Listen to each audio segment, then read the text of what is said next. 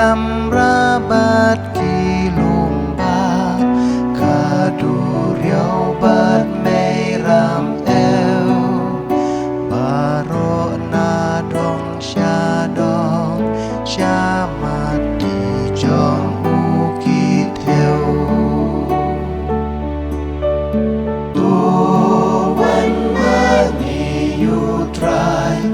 U nong ta u sim jong Donut wat pen eshu kum hendai harisya Tu wanda jings nguri Tu ngin dem ngon Halor laki ko sil Tu ai tino la kamon Na ba u dey u blay Nong syarai u ba ba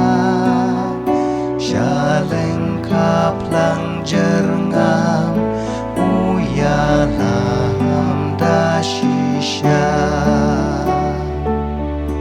U ba mentakas ni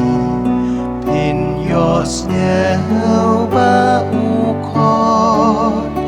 Wat pen eki donut Tu kino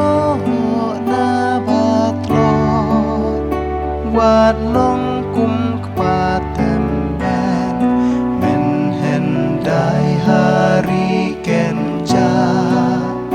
Yu trai ki kwa tenjo Hamasa meriba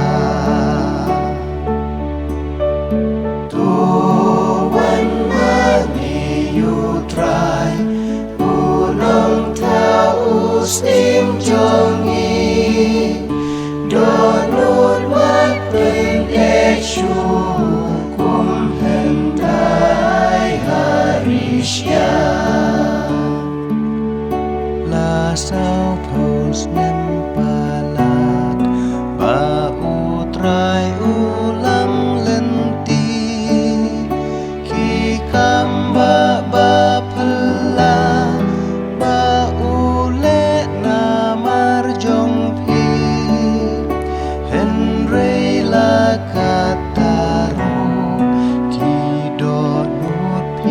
Dang sa cengay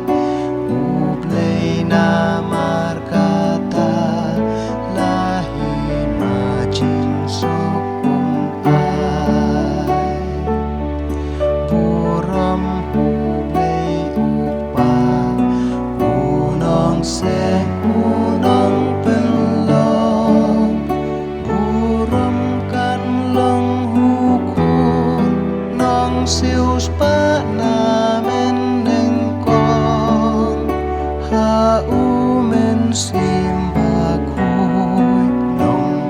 Shai long pen janai Hub lei ba long ca vei Jing ya ro kum chu in ai Tu wan ma ni yu trai